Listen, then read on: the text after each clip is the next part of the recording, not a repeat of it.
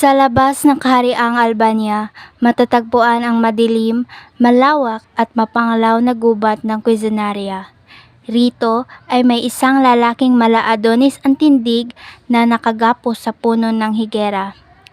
Ang lalaking nakagapos ay si Florante, ang anak ng mag-asawang si Duke Briseo at Prinsesa Florisca ng Albania. Habang nakagapos, muling nanumbalik ang mga karaingan ni Florante, mga alaala kung saan si Adolfo Sucaban ang pumatay sa kanyang ama. Saklalo! Saklalo! Ako inyong tulungan. Narito ako at nakagapos. Kung sino ang nakarinig sa akin, tulungan niyo ako. Oo, Panginoon. Patawarin niyo sana ako. Nagkataon ang pagdating sa gubat ng isang gererong bayani, ang tikas pananamit ay Moro sa Persyang syudad. Siya ay si Aladdin, ang gererong Moro ng Persya, na anak ni Sultan Ali Adab. Florida, ama ko, bakit mo ako inagawa ng aking mahal na si Florida? Ama ko. Bakit kaya ikaw nauna na suwi? At ako inulila sa gitna ng sakit. Para akong nakakita ng malupit na parusa sa iyo ng taksisip niya si Adolfo. Ako'y lumuluha, hindi dahil sa pagmamahal ni ama sa akin, kundi sanhi ng kanyang kasakiman na ako'y agawan ng kaligayahan. Nagpatuloy sa pagtangis si Florante at nakikinig si Aladdin, ngunit di pa nito natatapos ang ilang pangungusap ay may dalawang liyong hangos ng paglalakad, siya'y tungot pagsilin ang hangad. Ngunit mangati pagdating sa harap. Dahil yan, inisip niya na ito na ang katapusan niya, kaya siya'y nagsimulang magpaalam. Alam mga Albania at mahal kong Laura. Nang matagpuan ni Aladdin ang binatang nasa harap ng mga leon, ay agad niyang nilabanan ang mga hayop at pinatay. Pagkatapos mapatay ni Aladdin ang dalawang mabangis na leon, pinakawalan niya si Florante sa pagkakatali. Dalaling ko sa bato para gamutin.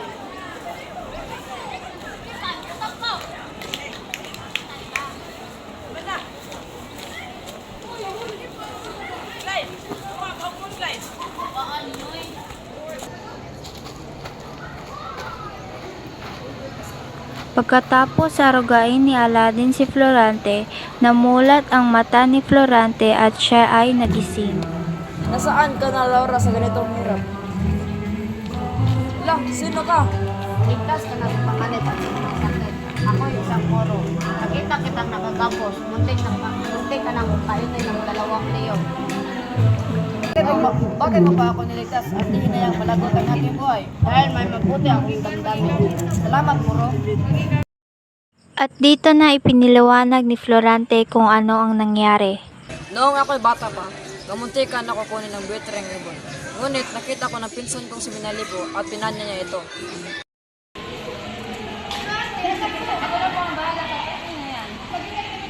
Opo, aking mahal na prinsesa.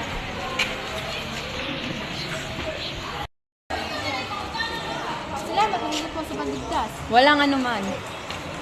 Ako naman ay tumuntong ng isang 12 taong gulang. Ay pinilit ako ni Ama na mag-aral sa Atenas. O Florante, anak ko, nais kong sabihin sa iyo, panahon na para tuklasin ang ating mundo. Dagdagan ang kaalaman sa dunog na pumakasa tungkol sa ating mundo. Matutupad ang iyong nais mo, Ama. Karunong ay kapangyarihan na dapat natin natamasa. Pagtutol may hindi pumasok sa aking isipan, pagkat matupad ang iyong kagustuhan. Salamat, Florante. Sa iyong pagtangkap, matupad nawa ang iyong pangarap. Ikay ay tutungo sa lungsod ng Atenas. Oh, Briseo, kailangan ba niyang istanin ang kayang ito? Pag-aaral sa malayo ay maano ng kaya kung ay ang pagyusan ay ito. Mas maraming kaalaman ang kayang natutuhan sa Atenas ng lungsod ng Tanungan. Kay Sinta kong Florisca, ikaw ang huwag na bahaya, ito ay para magbubunting. Kung ganun, asawa mo, malakong grupo. Florante, ang atensyon mo sanay sa pag-aaral ay alagaan ang sarili at laging tandaan, pagbabalik mo sa Atenas ay may naghihintay.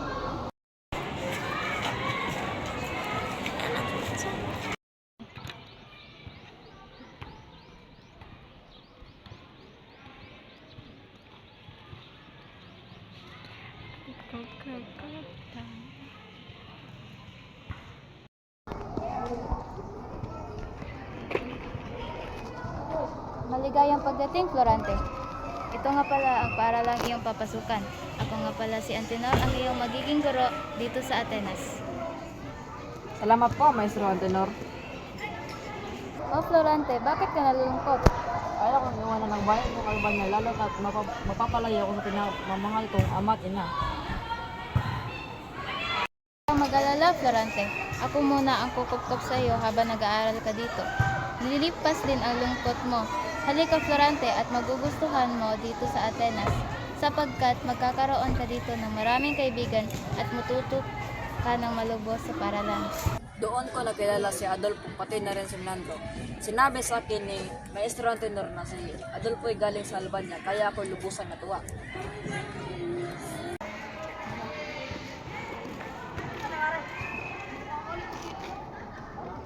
Ito si Menandro. Siya ay isa sa mga nakakasama mo rito sa Atenas. Aliwin mo yung sarili at makisama sa kanilang mabuti. Ako ay si Florante at ako nagmula sa Karyaan ng Albania. Ako ay si Menandro. Ako ay kaibigan buhat mo ngayon at ako ay kaibigan naming lahat. Hindi nagtagal, malapit kong kaibigan si Minando. Pagkatapos ng 6 na taon sa pag-aaral ko sa Atenas, ang kasayan kong mayroon si Adolfo ay nakita na rin sa akin ng aming maestro.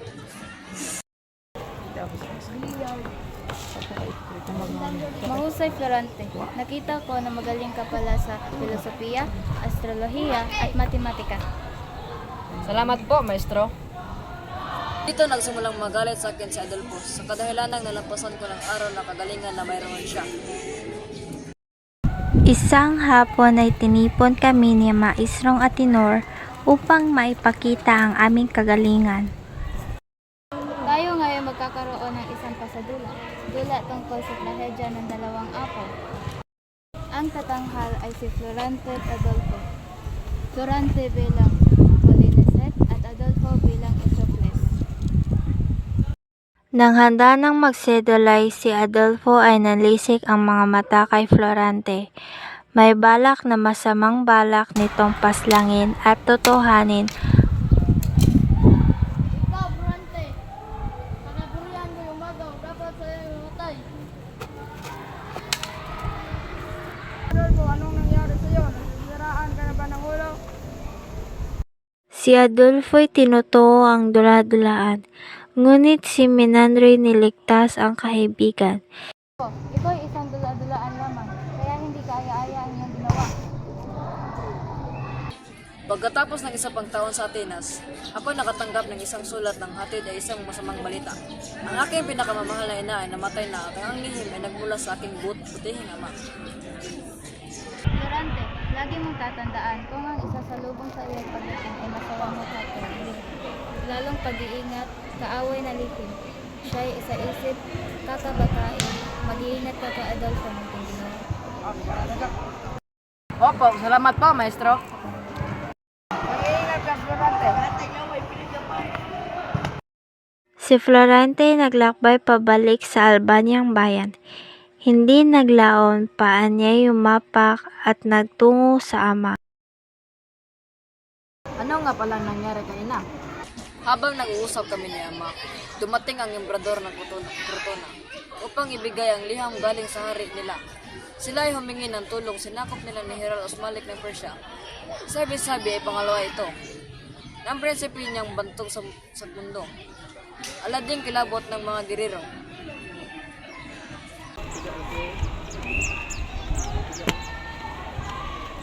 May sulat nagmula sa Crotona, humihingi ng tulong ang pakay nila. Nanganganib na itong sakupin ni General Usmalik ng Persia. Bukas sila'y pupunta at ipaglalaban ang bayan sa naalsa sa tulong ng Florante, aking anak. Maliligtas natin ang bayang ng Crotona. Nang dumating ang dalawa sa palasyo, Itong si Florante may naramdamang magkahalong kabat at pag-ibig nang makita ang anak ng hari. Sino ito at saan siyang syudad nangagaling? Mukha siyang isang bunyeng gilero. Siyang bugtong kong anak na ipahandog sa mahal mong ibilang sa isang kasulyot alagad.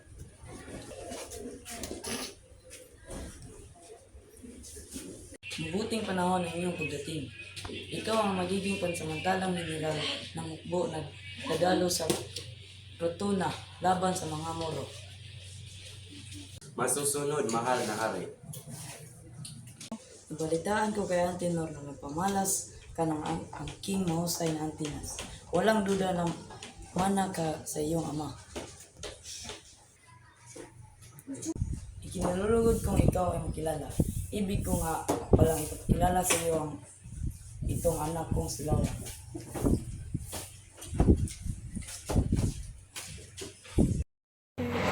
Magandang umaga, Binibini. Masaya ako't nakilala kita. Ngalan ko Florante at wala ng iba. Magandang umaga, Florante. Masaya rin ako makilala kita. Naway makilala kita rin ng lubusan. Ngayon rin ako, ngunit ilang araw na lang ay alis ka na. Oo nga, at sinasigurado ko sa iyong ako'y babalik. Laura, tara na pumasok sa loob. Nagsisimula na ang piging.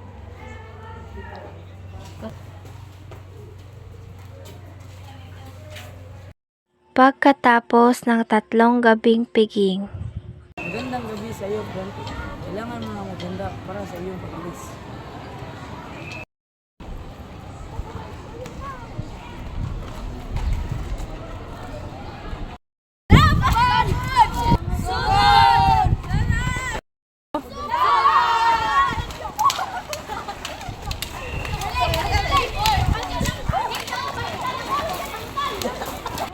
Mabuhay si Florante! Mabuhay ang Mandela!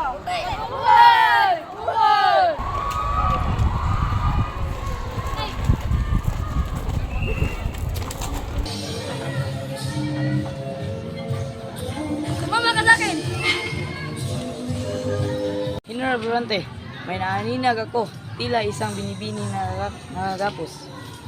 Ang mga Moro ay nagbabalak na pugutan siya. Maghanda ang lahat! Tayo ay lulusob!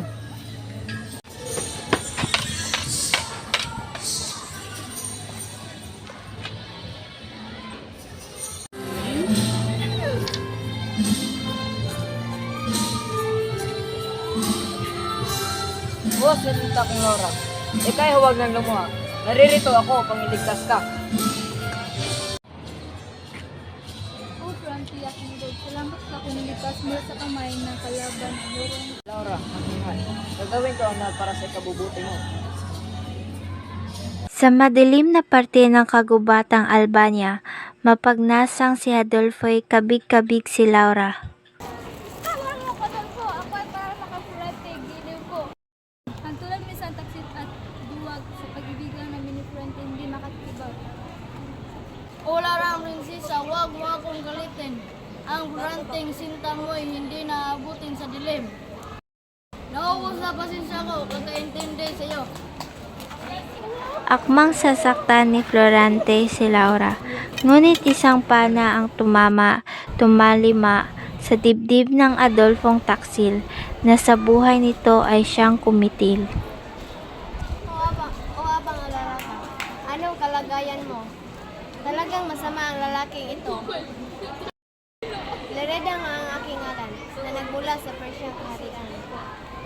Laura naman ang aking ngalan at huwag kang mag-alala sa akin. Maraming salamat sa inyong kabutihan.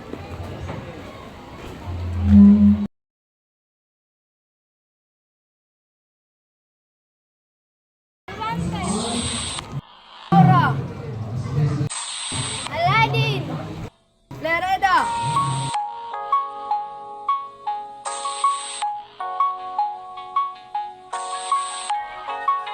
Oh, Florante, ako ito na napahala. Nagpasalamat ako kay Florida at pinigtas sa akin. Salamat dahil ikay iniligtas ni Pereda at salamat din kay Aladdin dahil iniligtas niya ang aking buhay. Walang anumang. Habang nag-uusap ay darating si Minandro at iba pang kawal na waring hinahanap si Adolfo, ngunit laking tuwa nang makita ang katoto. Eva Florante, hari ng Albania! Mabuhay! Mabuhay!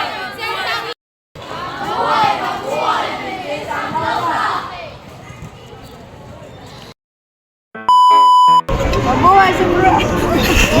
Ba-do ba-do ba-do, ba-do ba-do ba-do ba-do. Do ba-do boo-do. Adu ba-do ba-do boo-boo ba-do. Adu, adu ba-do ba-do, adu ba-do ba-do-do-do. Adu ba-do ba-do, adu ba-do ba-do.